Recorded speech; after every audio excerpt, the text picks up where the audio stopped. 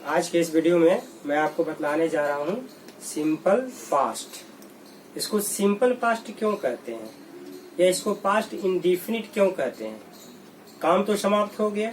कभी कभी विद्यार्थी इसमें सिंपल पास्ट और प्रेजेंट परफेक्ट में कंफ्यूज हो जाते हैं। ऐसा क्यों होता है? क्योंकि सिंपल पास्ट में काम अभी पूरी तरह से समाप्त हो गया, जिसका कोई प्रभाव डायरेक्ट अभी हमारे ऊपर नहीं है। लेकिन प्रेजेंट परफेक्ट में क्या होता है कि उसका प्रभाव अभी भी हमारे मस्तिष्क पर है, हमारे काम पर है। ब्रिटिश इंग्लिश और अमेरिकन इंग्लिश में यहाँ कुछ डिफरेंस आपको दिखेगा। अमेरिकन इंग्लिश डायरेक्ट कहती है क्या कि काम समाप्त हुआ, वो पास्ट में चला गया। लेकिन ब्रिटिश इंग्लिश कहती है कि नहीं, उसका इम्प्रेशन अभी हमारे मस्तिष्क पर है, इसलिए वह सिंपल पास्ट नहीं है, वो प्रेजेंट परफेक्ट है। सिंपल पास्ट हम तभी मानते हैं जब पूरी तरह से काम वो समाप्त हो गया या कभी हुआ था। दोनों में थोड़ा डिफरेंस है, लेकिन हम ब्रिटिश इंग्लिश को ध्यान में रखते हुए आपको सिंपल पास्ट के ऊपर डिस्कस करने जा रहे हैं। अब देखेंगे यहाँ कि सिंपल पास्ट आखिर होता क्या है, कैसे समझेंगे। इसको डिफाइन कर देते हैं। The action that took place in the past time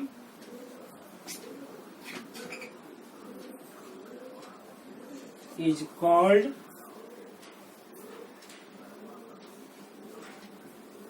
simple past. यानी वैसा काम जो पास्ट टाइम में हुआ, कंप्लीट हुआ ना हुआ मुझे पता नहीं है, लेकिन काम हुआ, उसे हम सिंपल पास्ट कहते हैं। अब इसको कैसे हम पहचानेंगे? खास करके जो हिंदी भाषी विद्यार्थी हैं वो हिंदी से समझते हैं। अंग्रेजी विद्यार्थी हैं, उनको इंग्लिश से डायरेक्ट पढ़े, सीबीएसई से, आशीष बोर्ड से, उनको ये दिक्कत नहीं आती है। लेकिन जो हिंदी मीडियम से पढ़ने वाले विद्यार्थी हैं उनको ये समझना पड़ता है कि हिंदी वाक्य से कैसे पहचानेंगे। तो यहाँ देख लेंगे, हिंदी वाक्य के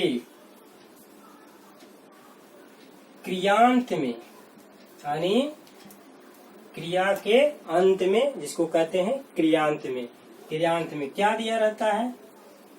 या, ए,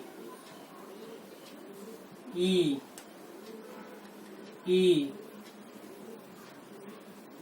या था, एथे, ई थी, कहीं कहीं ता था भी दिया रहेगा, ते थे, ती थी, रहता है। यानी रहता है। अभी देखेंगे इसको, हिंदी वाक्य के क्रियांत में या, ये, ई, या था, है ना, और ए थे, ई थी, ता था, ते थे, ती थी, रहता है। अगर ये शब्द दिया रहे तो आप समझ जाएंगे कि सेंटेंस सिंपल पास्ट में है। अब इसमें मेन पॉइंट्स भी आप कुछ देख लेंगे।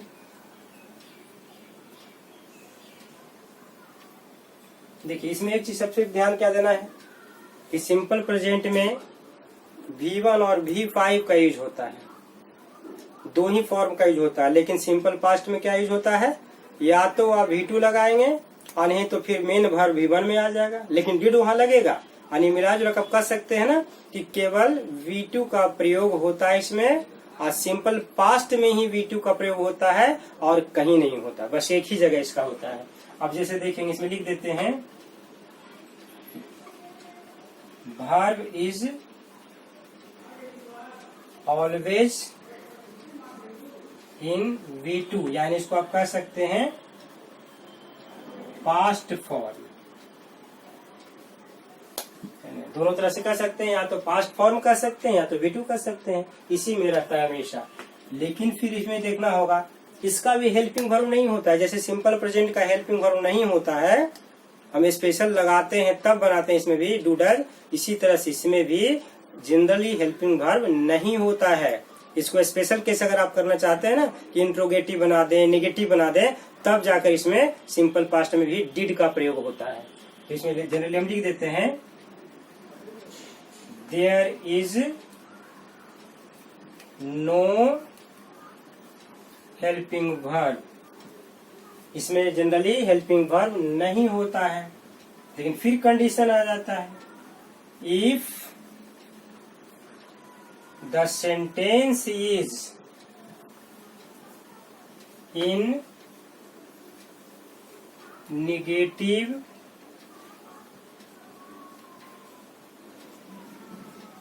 इंट्रोगेटिव और बोथ, यानी दोनों में रहे, नेगेटिव इंट्रोगेटिव एक ही सेंटेंस में हो सकता है ना, और both did is used as a helping verb. तो इसको डिड हम लोग क्या करते हैं, डिड हेल्पिंग वर्ब की तरह यूज कर लेते हैं, लेकिन फिर इसमें एक कंडीशन आ जाता है कि अगर किसी भी सेंटेंस में डिड आ जाए जो हेल्पिंग वर्ब, तो जो मेन वर्ब होता है ना वो V1 फॉर्म में आ जाता है। तो इसमें लिख देते हैं if did has been used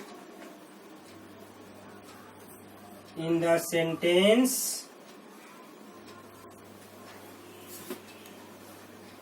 as a helping verb, the main verb, या इसको प्रिंसिपल वर्ब भी आप कहते हैं ना, the main verb must be in V1 form। जब सेंटेंस में डिड हेल्पिंग वर्ब के रूप में आ जाएगा तो मेन वर्ब क्या होता है, V1 में आ जाता है। ऐसा क्यों होता है, क्योंकि एक ही सेंटेंस में दो बार आप नहीं लगा सकते ने V2। जब हेल्पिंग वर्ब आ गया तो समझिए पूरा सेंटेंस को V2 कर दिया वो, क्योंकि डू का V2 होता है डिड, इसलिए दो बार इसको हम नहीं लगा सकते हैं। इतनी बातों पर आपको ध्यान देना पड़ेगा। अगर देखा जाए तो सिंपल पास्ट क्या है, सिंपल प्रेजेंट का ही पूरी तरह से प्रतिरूप है। दोनों में केवल अंतर क्या है, वर्ब फॉर्म केवल चेंज कर देंगे, बाकी सारे स्ट्रक्चर्स एक जैसे हो जाते हैं। इसलिए सिंपल प्रेजेंट अगर आप ढंग से समझते हैं तो सिंपल पास्ट को समझने में आपको कोई परेशानी नहीं होती है। अब देखेंगे इसमें कि स्ट्रक्चर इसका कैसे, इसका स्ट्रक्चर छोटा स्ट्रक्चर होता है, लेकिन फिर भी समझना तो पड़ेगा ना। इसका स्ट्रक्चर देखिए S plus V2 plus object, other words of time आदि जोड़ दे अलग से अलग मैटर है, लेकिन इसका स्ट्रक्चर बहुत छोटा होता है। अब जैसे कहें गया गया गया, बहुत पहले से सुना जाता रहा है। अब यहाँ पर देखिए तीनों में गया है तो कौन गया, क्या गया है, इसको समझिए आप। तो सबसे पहले क्या आता है, सब्जेक्ट आता है, यानी सब्जेक्ट आता है, यानी ये सब्जेक्ट क्या है, नाम है। यहाँ पर गया गया लास्ट में जो आता है वो वर्ब होता है। अब गया क्या है, तो यहाँ पर टाउन का नाम है, यानी ये ऑब्जेक्ट हो गया। अब ऐसे इसको समझ सकते हैं। अब इस स्ट्रक्चर को फोकस करके अब बनाएंगे कि सबसे पहले सब्जेक्ट है, तो सब्जेक्ट है तो पहले आप उस नाम को रख दे गया। उसके बाद V2 है, तो V2 है जाना का क्या होता है, गो, और V2 क्या हो जाएगा, वेंट। वेंट गो के साथ टू लगता है, वेंट टू कहाँ गया, तो गया। तो गया एक सिटी का नाम है ना, तो ऐसे रख दिए गया, वेंट टू गया। इस तरह से आप देखेंगे कि subject plus V2 plus object हमेशा इस पर इसी तरह से चलेगा। और फिर अब सेकेंड सेंटेंस को देखें। चलिए अब यहाँ देखेंगे सेकेंड स्ट्रक्चर में इस प्लस डिड नॉट कर दें या डिड प्लस नॉट करें, उससे कोई फर्क नहीं। शॉर्टकट में डिडंट भी कर सकते हैं, डिड नॉट। देखिए डिड आ गया यहाँ, ये V2 हो गया, तो यहाँ क्या हो जाएगा, V1 प्लस ऑब्जेक्ट। मैंने उसे नहीं देखा। यहाँ नहीं आ गया ना, तो सबसे पहले क्या करेंगे, मैंने सब्जेक्ट को हम देखेंगे। मैंने यानी आई, अब आई के साथ डिड सब के साथ लगता है, नाइदर सिंगुलर नॉर प्लूरल, इसका कोई कंसेप्ट नहीं है। डू डज वाला उसमें था कि डू देखिए, डज देखिए, सब्जेक्ट को पहचानिए। यहाँ सब्जेक्ट को मत पहचानिए, केवल वर्ब को पहचान जाइए कि पास्ट है बस। और डिड का प्रयोग किसी भी सब्जेक्ट के साथ आप कर सकते हैं। आई डिड नॉट, अब देखा वर्ब है, तो चूंकि डिड यहाँ पर आ गया तो देखना का क्या होता है, सी, तो सी यानी V1 फॉर्म में रहेगा। उसे ऑब्जेक्ट है हिम या है, जहाँ कुछ पता नहीं रहता है वहां पर हम हिम क्यों ऐसा देते हैं, अभी भी हमारा समाज मेल डोमिनेटेड है, इसलिए ग्रामर का कंसेप्ट अभी तक वैसा ही चला रहा है, लेकिन अब धीरे धीरे समय बदलता जा रहा है, इसलिए मैं दोनों का यूज करना ज्यादा जरूरी समझता हूँ। इसीलिए यहाँ पर हिम और हर दोनों लिख दिया। चलिए अब देखेंगे थर्ड में,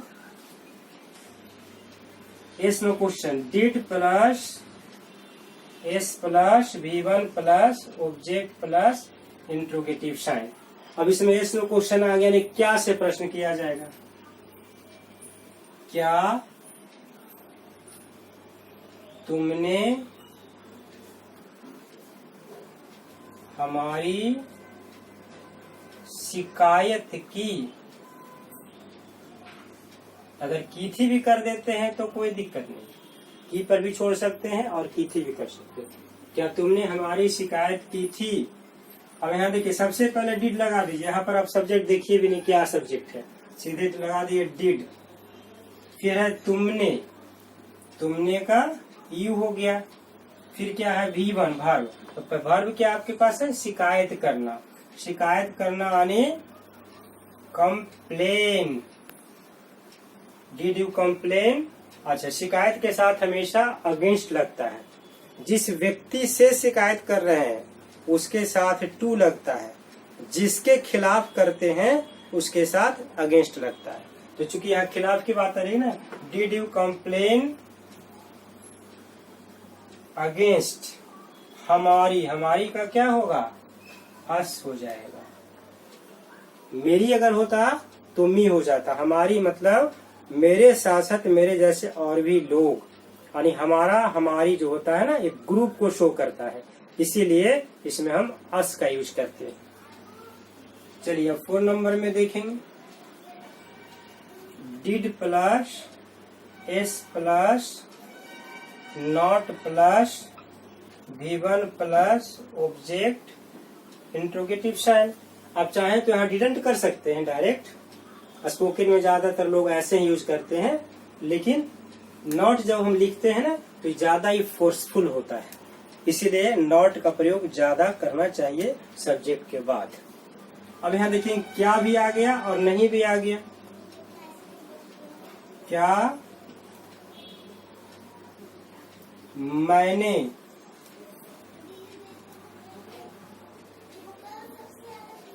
तुम्हारी सहायता नहीं की थी, देखिए ऐसे कर दी, क्या मैंने तुम्हारी सहायता नहीं की थी। तो सबसे पहले डिड है, तो डिड तो पहले लगा दीजिए डायरेक्ट, इसमें कहीं कुछ नहीं सोचना है। फिर मैंने क्या है, सब्जेक्ट है, सब्जेक्ट यानी आई लगा दिए। नॉट है, नॉट का यूज कर लेते हैं। फिर V1 है, सहायता करना, सहायता करना का क्या होता है, हेल्प, तो इसमें केवल हेल्प रह जाएगा, V2 नहीं होगा, क्योंकि यहाँ पहले डिड का मैंने यूज कर दिया है। तो डिड आई नॉट हेल्प तुम्हारी यानी you, did I not help you. देखिए सेंटेंस कितना बड़ा था लेकिन कितना छोटा में बन गया। तो सिंपल पास्ट में स्ट्रक्चर काफी छोटा होता है। हाँ, अलग से कुछ और वर्ड देना चाहें तो ऐड हम कर सकते हैं। अब नंबर 5 में देखेंगे, WH क्वेश्चन। WH क्वेश्चन में what, when, where and why and how, 5 word बस ध्यान में रखेंगे। WH question plus did plus subject plus B1 plus object. यहाँ भी देखेंगे कि WH क्वेश्चन अगर आ रहा है तो सब्जेक्ट के पहले डिड आएगा। अगर WH के बाद हमने सब्जेक्ट लगा दिया it means it is not an interrogative sentence. आपको इंट्रोगेटिव सेंटेंस देना है तो डिड लगाना पड़ेगा इसमें पहले, उसके बाद सब्जेक्ट आएगा। आपने मेरे लिए क्या किया था या क्या किया, आप चाहे तो यहीं पर छोड़ दें। आपने मेरे लिए क्या किया या क्या किया था, पास्ट को शो करना है ना, तो आप क्या करेंगे, तो सबसे पहले क्या को देखेंगे। क्या का होता है व्हाट, फिर डिड लगा देंगे, व्हाट डिड, फिर सब्जेक्ट क्या है आपने, तो आपने यानी इसको यू लगा दिए। व्हाट डिड यू, और फिर करना का अलग से देना पड़ेगा तो डू लगा देंगे। व्हाट डिड यू डू मेरे लिए, फॉर मी, आपने मेरे लिए क्या किया। बन गया, इस तरह से देख रहे हैं ना। अब 6 नंबर में देखेंगे। चलिए अब देखेंगे 6 नंबर में WH question plus did plus subject plus not plus V1 plus object plus interrogative sign. यहाँ भी आप चाहें तो डिडंट कर सकते हैं या फिर नॉट को बाद में भी रख सकते हैं। हमने कब देश की सेवा नहीं की थी, है ना, पास्ट की बात हम कर रहे हैं। हमने कब देश की सेवा नहीं की थी। अब यहाँ देखेंगे कब आया है, कब क्या है WH वर्ड है, तो WH वर्ड यानी WH क्वेश्चन को पहले हम रख देते हैं। कब, कब यानी वेन, वेन के बाद फिर देखिए डायरेक्ट अब डिड लगा देंगे। फिर देखेंगे सब्जेक्ट क्या है, सब्जेक्ट है हमने, हमने या तो वी लगा देंगे या यहाँ पर वी ऑल भी लगा सकते हैं। ज्यादा फोर्स दिखाना रहे तो ऑल ऑफ अस, तीनों में से किसी स्ट्रक्चर को, किसी सब्जेक्ट को आप रख सकते हैं। वेन डिड वी या वी ऑल ऑफ अस। फिर क्या आ रहा है नॉट, यहाँ नॉट लगा दिए। उसके बाद क्या है तो वर्ब का फॉर्म है। वर्ब का फॉर्म क्या है सेवा करना, सेवा करना यानी सर्व। किसका सर्व किया आपने, तो देश की, तो नॉट सर्व द कंट्री। देखिए सेंटेंस पूरा बन गया ना। When did we not serve the country.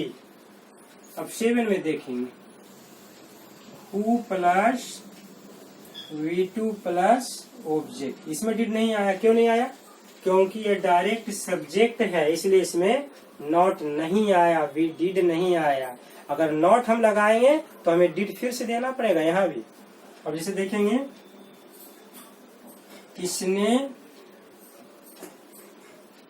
तुम्हें तमाचा मारा, ऐसे रहेगा। किसने यानी हु, यहाँ सिंगुलर प्लूरल से कोई मतलब ही नहीं है क्योंकि सभी में V2 आ रहा है, कोई मतलब नहीं। तो हु स्लैप होता है तमाचा मारना, जब V2 यूज करेंगे ना तो डबल हो जाता है P, ईटी लगा देंगे। हु स्लैप्ड यू, बस छोटा सा बन गया। फिर आप 8 में देखेंगे हु प्लस डिड नॉट या डिडंट भी कर सकते हैं plus V1 plus object plus interrogative sign. जब आप नेगेटिव बनाते हैं ना तो ये ध्यान में रखना है कि यहाँ पर V1 तो आ ही जाता है ना। अब इसमें फिर देखें क्वेश्चन, किसने अपना समय बर्बाद नहीं किया था, किया भी कर सकते हैं या किया था भी कर सकते हैं। अब इसको देखेंगे हु डिड नॉट यहाँ देखिए V1 क्या है, बर्बाद करना, डिड नॉट वेस्ट इसका टाइम, अपना समय, अपना तो यहाँ पता ही नहीं चल रहा है ना, यहाँ भी कुछ नहीं पता है, लेकिन हिंदी से क्या लग रहा है कि ये सिंगुलर फॉर्म में है। तो यहाँ पर भी देख सकते, यू डिडंट वेस्ट हिज या हर भी लिख सकते हैं। अब कुछ ना पता रहे तो द लगा देंगे, फिर टाइम लिख देंगे। देखिए ऐसे, who didn't waste his her time, ऐसे कुछ नहीं रहे पता तो जनरली हिज का प्रयोग ज्यादा होता है, हर का ऐसे नहीं होता है। जब स्पेशल केस को शो करना रहेगा महिला के लिए तभी हम हर का यूज करेंगे, लेकिन ऐसे जनरली हिज लगता है। और ये सब में अगर आपको कहीं डाउट रहे ना तो सीधे द लगा करके आप इसे निकल जाओ, गलती होने का कोई चांस नहीं होता है। ठीक है, तो 8 हो गया आपका जनरल स्ट्रक्चर। इसके बाद हम बतलाएंगे special structure of simple past.